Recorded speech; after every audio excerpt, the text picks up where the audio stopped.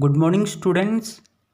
Result से related एक breaking news आ रही है कि GNDU इवन सेमेस्टर एग्ज़ाम्स का रिज़ल्ट आ गया है।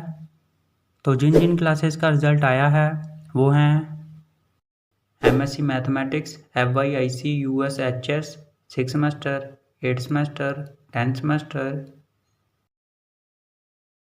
Master of business administration FYIC 10 semester, master of commerce FYIC 8 semester.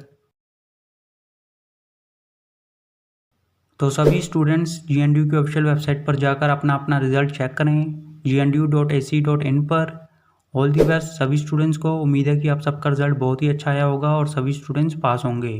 तो जैसे ही किसी और क्लास का या फिर किसी सेमेस्टर का रिजल्ट आता है तो हम आपको बता देंगे।